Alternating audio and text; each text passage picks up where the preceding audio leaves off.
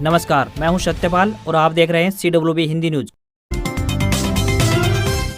शक संवत 1946 विक्रम संवत 2081 आज आषाढ़ मास के कृष्ण पक्ष की चतुर्दशी तिथि और दिन गुरुवार है। तदनुसार अंग्रेजी तारीख 4 जुलाई सन 2024। सबसे पहले आज के मुख्य समाचार। हरियाणा को जल्द मिलेगी गुरुग्राम पटौदी रेवाड़ी हाईवे की सौगात, हटेगा Kherki Daula toll plaza. Delhi college jobs update. Shyama Prasad Mukherjee महिला कॉलेज दिल्ली में आई विभिन्न पदों पर भर्ती, बताएंगे पूरी अपडेट। हरियाणा में बिजली उपभोक्ताओं को झटका, अब प्रति यूनिट देना होगा 47 पैसे FSA, बिल में पड़ेगा ये फर्क। आज से निजी अस्पतालों में मिलेगा आयुष्मान के तहत इलाज, लिखित आश्वासन पर माना IMA। हरियाणा में आंगनवाड़ियों के लिए खरीदी जाएंगी first aid kit, high power purchase committee ने दी मंजूरी। हरियाणा के डिगल में जुटी अहलावत खाप, कहा समगोत्र विवाह पर रोक लगाई सरकार। सरकारी नौकरी अपडेट। राजस्थान में डिप्टी जेलर के पदों पर भर्ती का नोटिफिकेशन हुआ जारी। 8 जुलाई से शुरू हुआ आवेदन, ग्रेजुएट्स को मिलेगा मौका। वर्ल्ड कप विजेता टीम इंडिया के ग्रैंड वेलकम की तैयारी। सुबह PM के साथ ब्रेकफास्ट, फिर मुंबई में रोड शो, शाम को वानखेड़े में होगा सम्मान। और लाल कृष्ण आडवाणी 7 दिन में दूसरी बार अस्पताल में हुए भर्ती। दिल्ली के अपोलो हॉस्पिटल में डॉक्टरों की निगरानी में है, हालत स्थिर। और अब खबरें विस्तार से।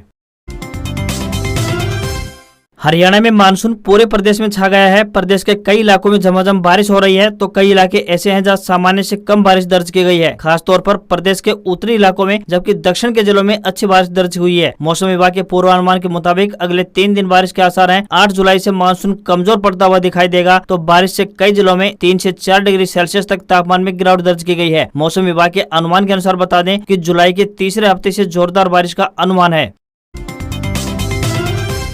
श्यामा प्रसाद मुखर्जी महिला कॉलेज दिल्ली में विभिन्न पदों पर भर्ती के लिए आवेदन मांगे गए हैं। बता दें कि भर्तियां रेगुलर आधार पर की जाएंगी। जो भी उम्मीदवार इन पदों के लिए इच्छुक हैं, वे भारतीय डाक के जरिए अपने आवेदन भेज सकते हैं। लाइब्रेरी अटेंडेंट के पदों के लिए उम्मीदवार 10वीं पास होनी चाहिए तथा उनके पास लाइब्रेरी विज्ञान में प्रमाण पत्र होना चाहिए। वहीं जूनियर सहायक कम टाइपिस्ट के लिए आवेदक 12वीं पास हो तथा अंग्रेजी टाइप में 35 शब्द या हिंदी टाइप में 30 शब्द प्रति मिनट की गति होनी चाहिए। वहीं वरिष्ठ सहायक के पदों के लिए उम्मीदवार स्नातक पास होने चाहिए तथा उन्हें कंप्यूटर का ज्ञान होना चाहिए। सीनियर पर्सनल असिस्टेंट के लिए आवेदक ग्रेजुएट होनी चाहिए तथा उन्हें संबंधित काम का कम से कम 3 साल का एक्सपीरियंस होना चाहिए। इसके अतिरिक्त उम्मीदवार को स्टेनो का ज्ञान भी होना चाहिए। वहीं लेबोरेटरी सहायक कंप्यूटर पद के लिए उम्मीदवार कंप्यूटर विषय सहित 12वीं पास होना चाहिए तथा कंप्यूटर साइंस सहित स्नातक पास होना चाहिए। वहीं न्यूनतम आयु 18 वर्ष और अधिकतम आयु जूनियर असिस्टेंट कम टाइपिस्ट के लिए 27 वर्ष, लाइब्रेरी अटेंडेंट, सीनियर असिस्टेंट व लेबोरेटरी अटेंडेंट के लिए 30 वर्ष निर्धारित की गई है, तो सीनियर पर्सनल असिस्टेंट के लिए 35 वर्ष निर्धारित की गई है। आवेदन करने की आखिरी तारीख 12 जुलाई 2024 है। हरियाणा में वाहन चालकों के लिए एक अच्छी खबर सामने आई है। गुरुग्राम से बीजेपी सांसद एवं केंद्रीय मंत्री राव इंद्रजीत सिंह ने हरियाणा के विभिन्न मुद्दों को लेकर केंद्रीय सड़क एवं परिवहन मंत्री नितिन गडकरी से मुलाकात की है। इस दौरान गुरुग्राम व रेवाड़ी जिले की विभिन्न परियोजनाओं पर भी विस्तृत चर्चा हुई है। बैठक में गुरुग्राम पटौदी रेवाड़ी हाईवे को लेकर चर्चा हुई। NHAI के अधिकारियों ने बताया कि अक्टूबर तक इसका निर्माण कार्य पूरा कर इसे चालू कर दिया जाएगा। गुरुग्राम रेवाड़ी के बीच नया हाईवे बनने के बाद दिल्ली जयपुर हाईवे से 30% तक वाहनों का दबाव कम हो जाएगा, तो वहीं गुरुग्राम और दिल्ली तथा रेवाड़ी और नारोल आने जाने वालों के लिए 15 किलोमीटर दूरी घट जाएगी। मुलाकात के दौरान राव इंद्रजीत सिंह ने गडकरी के सामने खेड़की दोला टोल प्लाजा का मुद्दा भी उठाया था, जिस पर गडकरी ने कहा कि सैटेलाइट सिस्टम शुरू होने के बाद खेड़की दोला टोल स्वतः यानी अपने आप ही खत्म हो जाएगा। इस काम में 2 महीने का समय और लगेगा।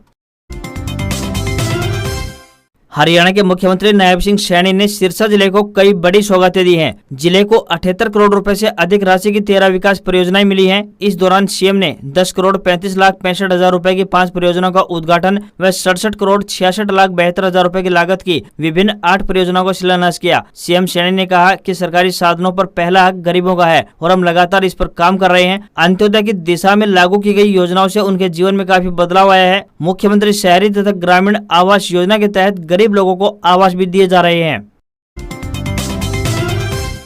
लोकसभा चुनाव में बेहद खराब प्रदर्शन के बाद हरियाणा में पूर्व डिप्टी CM दुष्यंत चौटाला की जननायक जनता पार्टी यानी JJP ने अब इसी साल अक्टूबर महीने में होने वाले विधानसभा चुनाव के लिए कमर कस ली है। इसके तहत पार्टी 5 जुलाई से हर जिले में कार्यकर्ता सम्मेलन का आयोजन करने जा रही है। एक दिन में 2-2 जिलों में कार्यकर्ता सम्मेलन आयोजित होंगे। इन कार्यकर्ता सम्मेलनों के माध्यम से JJP ने जहाँ संगठन का नए सिरे से गठन करने का निर्णय लिया है, वहीं विधानसभा चुनाव लड़ने के लिए मजबूत दावेदारों की खोज भी इन्हीं सम्मेलनों के माध्यम से पार्टी करेगी। लोकसभा चुनाव में बेहद खराब प्रदर्शन के बाद बाद पार्टी कार्यकर्ताओं में मायूसी बनी हुई है। ऐसे में इन सम्मेलनों के जरिए पार्टी ने कार्यकर्ताओं में नया जोश भरने की योजना बनाई है। बता दें कि बीजेपी से गठबंधन टूटने के बाद जसपा पार्टी में ऐसी भगदड़ मची कि प्रदेशाध्यक्ष निशान सिंह सहित कई बड़े नेताओं ने दूसरे दलों का दामन थाम लिया था। सभी 10 लोकसभा सीटों पर पार्टी के उम्मीदवारों की जमानत जब्त हो गई थी।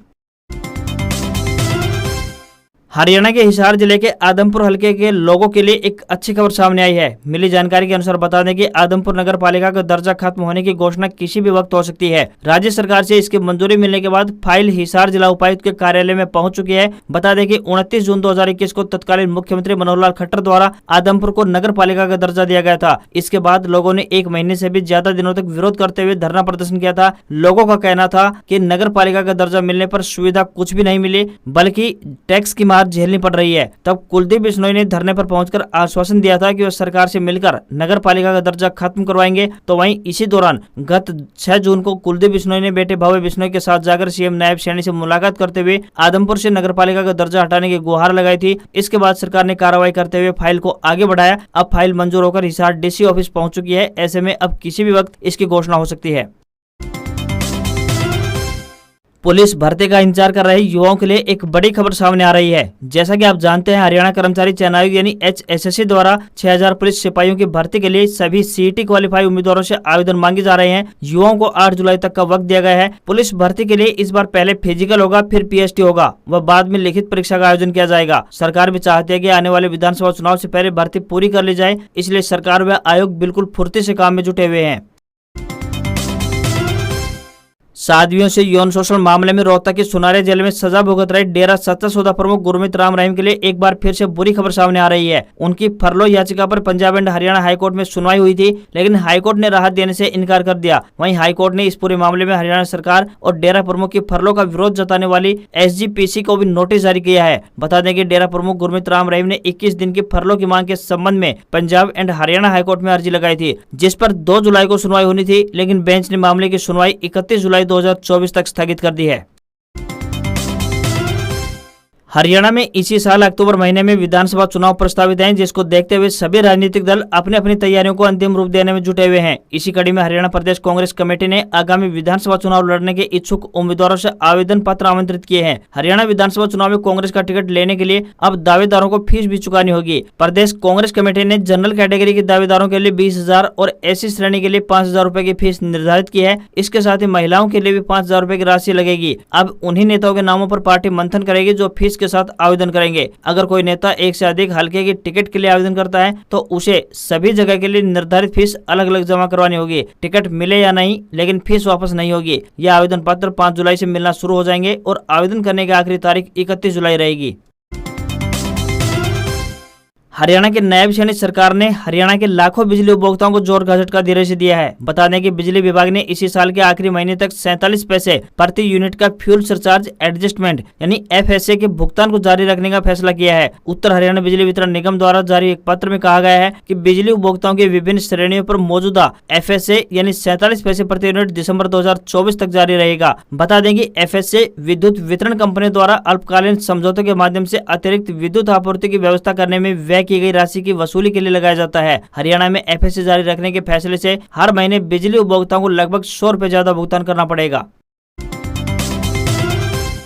हरियाणा के निजी अस्पतालों में आयुष्मान योजना के लाभार्थियों का इलाज वीरवार से एक बार फिर से प्रारंभ हो जाएगा। स्वास्थ्य विभाग के अतिरिक्त मुख्य सचिव सुधीर राजपाल और IMA यानी इंडियन मेडिकल एसोसिएशन हरियाणा के पदाधिकारियों के बीच वार्ता में मांगों पर सहमति बन गई है। स्वास्थ्य विभाग ने लिखित आश्वासन दिया है कि 15 जुलाई तक लंबित 133 करोड़ रुपए अस्पतालों को जारी कर दिए जाएंगे। बैठक के बाद IMA हरियाणा के राज्य प्रधान डॉक्टर अजय महाजन ने ऐलान किया कि वे संतुष्ट हैं और अब निजी अस्पताल इस योजना के तहत मरीजों का इलाज करना शुरू कर देंगे। अब एक मोबाइल ऐप बताएगा कि कोई भैंस कितना लीटर दूध देगी। केंद्रीय भैंस अनुसंधान संस्थान के वैज्ञानिक इस मोबाइल ऐप को तैयार कर रहे हैं। वैज्ञानिकों की माने तो फिलहाल इस ऐप की टेस्टिंग चल रही है। ये ऐप 88% तक सही जानकारी देगा। 2 से 3 महीने में इस ऐप को मोबाइल के प्ले स्टोर पर अपलोड कर दिया जाएगा, जहाँ से पशुपालक अपने मोबाइल में इस ऐप को डाउनलोड करके इसका लाभ उठा सकेंगे। बता दें कि अभी नए लोग पशुपालन यानी कि भैंस पालन के क्षेत्र में आ रहे हैं। चूंकि इन्हें पशुओं के बारे में ज्यादा जानकारी नहीं है, कई बार पशु खरीदने वाला पशु बेचने वाले की बातों पर विश्वास कर लेता है। ऐसी स्थिति में कई बार पशु बेचने वाला पशु के बारे में झूठी जानकारी भी दे देता है। इन सब बातों को ध्यान में रखते हुए भैंस अनुसंधान संस्थान के वैज्ञानिकों ने एक ऐसा मोबाइल ऐप बनाने का फैसला किया जो कि ऐसे पशुपालकों की मदद कर सके। वैज्ञानिक 3 साल से इस प्रोजेक्ट पर लगे हुए हैं और अब ये अंतिम चरण में पहुंच गया है। जल्दी इस ऐप को पशुपालकों तक पहुंचाया जाएगा। अभी तक इसका नाम नहीं रखा गया है। हरियाणा के महिला एवं बाल विकास तथा परिवहन मंत्री असीम गोयल ने बताया कि प्रदेश भर की आंगनबाड़ियों के लिए मेडिकल की फर्स्ट एड किट खरीदी जाएगी ताकि किसी भी दुर्घटना के समय बच्चों का प्राथमिक उपचार आंगनबाड़ी में ही किया जा सके। इसके लिए हाई पावर परचेज कमेटी ने मंजूरी दे दी है। हाई पावर परचेज कमेटी की बैठक हुई जिसकी अध्यक्षता महिला एवं बाल विकास तथा परिवहन मंत्री असीम गोयल ने की। इनके अलावा कृषि एवं किसान कल्याण मंत्री कौरपाल भी उपस्थित थे। परिवहन मंत्री ने इस अवसर पर हाई पावर परचेज कमेटी में हरियाणा रोडवेज की एसी बसों के बीमा करने, ई टिकटिंग के रोल, बसों की बैटरी, मोबाइल ऑयल समेत अन्य आवश्यक कलपुर्जों की खरीद के टेंडर को भी अंतिम रूप दिया। राजस्थान लोक सेवा आयोग यानी आरपीएससी की ओर से राज्य में डिप्टी जेलर के पदों पर भर्ती का एक नोटिफिकेशन जारी किया गया है। भर्ती के लिए आवेदन की शुरुआत 8 जुलाई से की जाएगी। आवेदन शुरू होने के बाद उम्मीदवार आरपीएससी की ऑफिशियल वेबसाइट rpsc.rajasthan.gov.in पर जाकर फॉर्म अप्लाई कर सकेंगे। एजुकेशनल क्वालिफिकेशन की बात करें तो किसी भी यूनिवर्सिटी या संस्थान से ग्रेजुएशन की डिग्री होनी चाहिए। न्यूनतम आयु 18 वर्ष और अधिकतम आयु 26 वर्ष तय की गई है। पे मैट्रिक्स लेवल 7 के अनुसार पेमेंट की बात करें तो 20,200 रुपए से लेकर 56,700 रुपए प्रति माह तनख्वाह दी जाएगी। अंतिम तिथि 6 अगस्त 2024 है। भारतीय शेयर बाजार ने लगातार दूसरे दिन अपना ऑल टाइम हाई बनाया। कारोबार के दौरान सेंसेक्स ने 80,074 और निफ्टी ने 24,307 का लेवल छुआ। हालांकि इसके बाद बाजार थोड़ा नीचे आया और सेंसेक्स 545 अंक की तेजी के साथ 79,986 के स्तर पर क्लोज हुआ। तो वहीं निफ्टी में भी 162 अंक की तेजी दिखाई दी और ये 24,286 के स्तर पर क्लोज हुआ। वहीं 10 ग्राम 24 कैरेट सोना 281 रुपए बढ़कर 71,983 रुपए पर पहुंच गया है। वहीं 1 किलोग्राम चांदी 842 रुपए बढ़कर 88,857 रुपए में बिक रही है। दिल्ली में 10 ग्राम 22 कैरेट सोने की कीमत 66,500 रुपए, तो वहीं 10 ग्राम के ही 24 कैरेट सोने की कीमत 72,530 रुपए पहुंच गई है। आज खबरों में इतना ही। देखते रहिए आपका अपना हरियाणा का सबसे बेहतरीन news channel CWB Hindi news. नमस्कार। इसी आशा के साथ आपका दिन शुभ रहे।